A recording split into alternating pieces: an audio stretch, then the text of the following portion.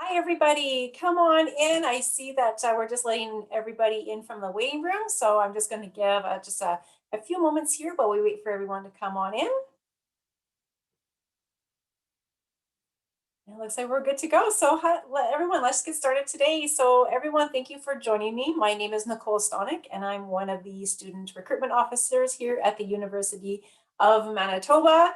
I do work in recruitment, but I'm also a three-time over university student. So I do have my first undergraduate with the Faculty of Music, second undergraduate degree with the Faculty of Arts, and I'm currently enrolled in a master's program in Indigenous Studies. So welcome to the presentation for today, which is the grade 11 information session titled Preparing for University. So this is a focused session for folks, especially for you who are in grade 11 and you're currently thinking about what kind of courses you need to choose in your grade 12 year in order to gain admission into your selected programs, and then also to support you throughout your academic journey here with us.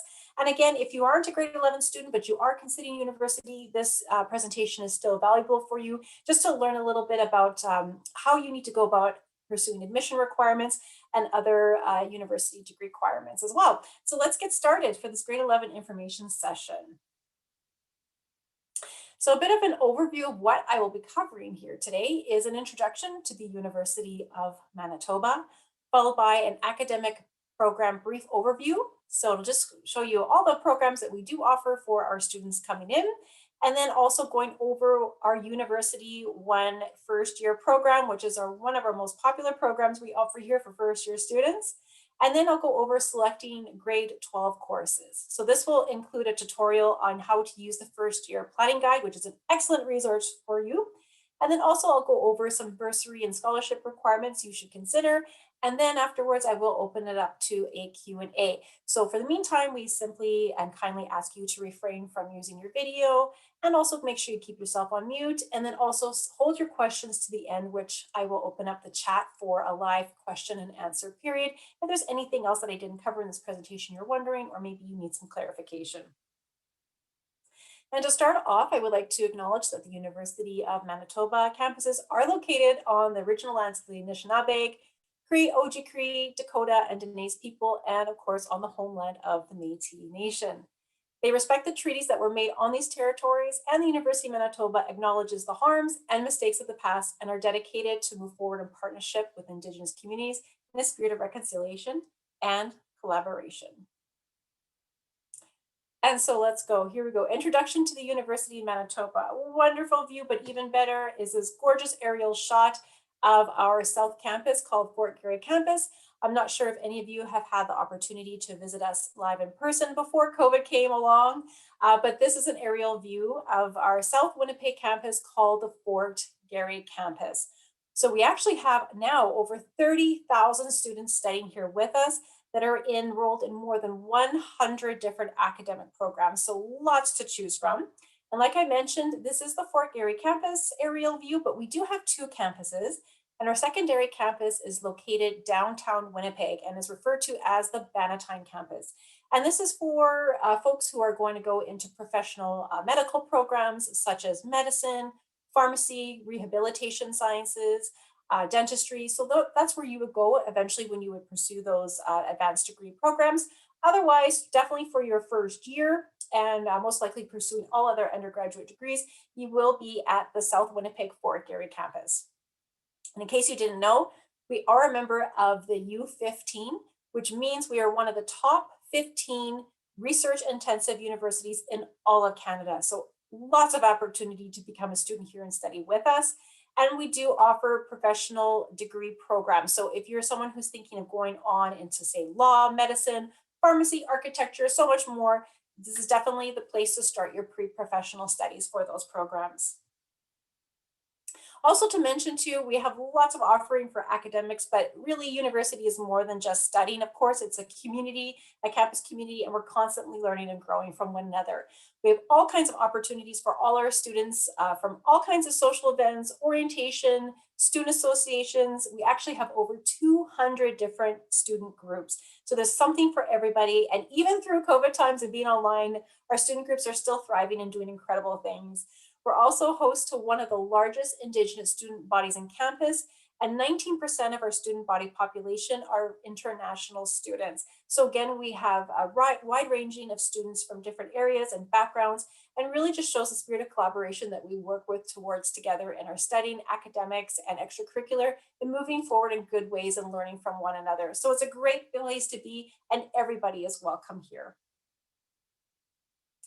And for academic programs, I'm going to share with you a list here. So this is really just a primer for you and gives you an idea of the type of programs that we do offer. So as you can see here, it ranges from everything from agriculture and food sciences to fine arts, to music, to science, to education, pharmacy, midwifery, and social work. So everything you can imagine.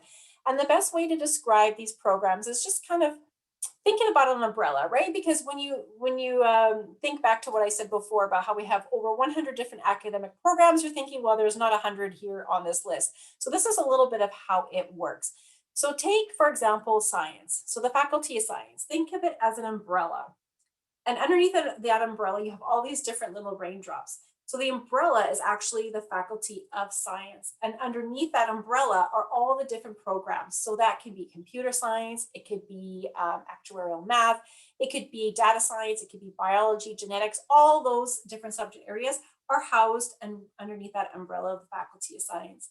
Say, for example, it'd be the same with the Faculty of Arts. Again, Faculty Arts is that umbrella, and underneath that umbrella are all the different areas of studies you can study in the humanities. So that's English, that's theater, that's language, that's history, that's English, women and gender studies, tons of different offerings. So that's basically how it works. So when you are applying into a program, these are the specific programs you would apply into. And of course, there's specializations within each of those units. Also to note that when you see a Canadian flag or maple leaf right beside a program list, that means that it's simply open to Canadian citizens or permanent residences only. So moving forward with those programs, there's essentially two different ways that you can apply to a program. There's direct entry, and then there is advanced entry. So direct entry means that it is a program that you can apply to directly from high school. There are no other prerequisites except for the admission requirements needed in order to apply directly into that program. Advanced entry refers to any program that requires 1 or more years of specific university study prior to applying into that program. And to kind of clear that up a little bit more for you is I'm going to pull back that academic program list. And now you can see the programs that are listed on the left-hand side of your screen are in bold, and the programs listed on the right-hand side of the screen are in regular font. So the programs on the left in bold, those are direct entry programs, meaning you can apply directly into the programs right from high school in your grade 12 year. There's no specific university prerequisite studying before you apply to those programs. However, on the right-hand side of the screen, as you see, starting with architecture and then ending with social work, those are the advanced entry programs. And what that means is, depending on the program, they need at least 1 or more years of study before you can apply into them. So just take, for example, let's take, for example, nursing. That's a really popular program here. So for nursing, you would need 1 year of pre-university study with coverage in certain specific areas of courses before you could apply into the nursing program. And then say, for example, medicine, you would require to, for that specific advanced entry program, you would be required to complete an entire degree before you can apply into medicine. So that's how it works with advanced entry or direct entry, which is on the left-hand side of your screen again, and you can simply apply directly into those programs. But what I would like to share with you is one of our most popular direct entry first year studies program, which is called University One. And it just simply represents the first year of university. It's really popular. I would say up to 80% choose this option as their first year of study. It's for those who are interested in exploring more than one program. It does not necessarily add additional time or cost to your degree program. And then at the end of the year, university 1 year, you simply opt to transit into the Faculty of Arts or the Faculty of Science. So you can see here, any 4-year degree program, if you start in University 1 or any other direct entry program, it just simply represents your first year of university, and then you simply move on into your second, your third, and your fourth year. Another really good way to describe University 1 is in 3 different ways. So there is the focused approach, there's the balanced approach, and then there's the flexible approach. So a focused approach is say for a student who wants to go into an advanced entry program that say requires 1 year or more studies. So say you want to go into nursing, like I mentioned before. So you need 1 year pre-university studies before you can apply. Students with that focused approach, they know they want to go into nursing, they would apply into University One for their first year, take the required courses they need, and then they would apply into nursing for their second year of that degree program. Another one is the balanced approach. And this is for students who are, say, are caught and undecided between two programs. They just maybe can't decide between arts or science or just kind of unsure. So they'll simply apply into University One, take subject areas related to both, and then at the end of that year, they can decide if they want to focus and go into the faculty arts or into the faculty of science. And then finally, there is the flexible approach. And this is for students who maybe have no idea what they want to study, or they have 1,000 different interests and have no idea where to start, but they know they want to start into university. So University One is a great opportunity to kind of explore, take a bunch of different subject areas, discover what it is that you love. Maybe you took a subject you thought you really liked and you discovered you don't like it at all. It just gives you that flexibility to really have that exploratory option. And at the end of your University 1 year, you simply opt if you're going to transit into the Faculty of Arts or the Faculty of Science, or if there's another degree program you would like to go into, you would apply into that program for your second year. So University One is a fantastic option to start off your university studies in. So just to kind of summarize what I kind of explained in the last couple of slides in this chart here is really your options of applying either into University One or a direct entry program. So if you're a student who is undecided, again, you're choosing between one or two programs, you just haven't kind of decided, or if you're looking into an advanced entry program that requires 1 or more years of study, by all means, go for University One. But if you're a student who knows exactly what you want to do, your program offers that direct entry route, you meet the admission requirements, by all means, apply direct entry into that area of study. And so here we go, choosing grade 12 courses, right? So what do you do? What do you choose? How do you know what to, put into your schedule for next year? Well, here we go. So before you apply, you're of course going to want to select your grade 12 courses. So you need to do three things. You need to know the admission requirements of your chosen program. Then you also need to have specific grade 12 courses for those entrance scholarships, if that's you. And then thirdly, use the first year planning guide. So here we go. Let me do a demonstration for you, and this will give you an idea of how to choose your grade 12 courses if you're still pondering. So here we are. So this is the first year planning guide. This is an excellent resource and it comes out every year. So do note the year right here. It says 2020 to 2021. That was for this past fall and winter. And again, for this upcoming fall, there'll be another one for 2021 and 2022. So you always want to make sure you're working from the most current version of the first year planning guide. But again, this is an excellent example. So it kind of gets your feet wet. But do know if you work from, of course, the most recent version, you're going to get the most updated information because sometimes admission requirements and program requirements do change. So let's just flip open this book. It's a first year PDF format, and I will share the link with how to access this in a moment. And you flip it open, it has a great welcome page and of course, table of contents. And I just want to flip to the next page. And this has a really great, on page 4 here, how to use this guide. And then also on the right-hand side, definitions you need to know. So starting university, it's a whole other gamut of learning the vernacular and lingo and definitions of all these different words you probably never heard of. So this is a great primer to get to know how we talk in university speak. So what are electives? What are credit hours? What is a syllabus? What is a regular session versus a summer term, right? So all those explanations are there. So just get yourself familiar with that. But what I really want to show you right now is how you can learn to choose your grade 12 courses or what you need for prerequisites in order to go into a certain program of study. So here we have all the different faculties and programs listed here. So let's take, for example, the Asper School of Business. So here it is right here. I'm going to click on it and it's going to flip me right to the Asper School of Business page here in the guide. And I'll show you how it's laid out. So here we have the Asper School of Business. And it's got a link here, which you can click, which will take you right to their webpage. And then here are the majors available in the Asper School of Business program. Now, one thing to note are majors reflect your major area of study. This is something you do not need to know before you go into a program or as you're applying. You actually don't need to know your major until your second or third year really of university, because really your first year or two of university are your foundational years that you're going to be building on. So don't worry about your major for now. But this at least gives you an idea about what you can focus on in an Asper School of Business degree. And this chart here, which is going to look a little bit weird, but don't worry, you will learn about it for sure. But this gives you an idea of what your first year of university would look like if you were in the Asper School of Business. But the important thing I want to point out to you folks is the high school prerequisites. So right on the other side of the page, we have high school prerequisites for university level courses. This is your tool to know exactly what high school courses you need to be enrolled in order to take this program. So right here has you need a minimum of 60% required in Math 40S, and not just any Math 40S, specifically pre-calculus math. So that's really important to note. Some folks will take Essentials Math 40S or Applied Math 40S. For Asper, you will need that pre-calculus math. And the reason for it is some of your first year courses here in math and stats and economics, you're going to need that Math 40S pre-calculus as a prerequisite to take those university level courses. So that's really important to note. So let's just go through another quick example here. Say, let's go back to the home page and I'm going to flip it open.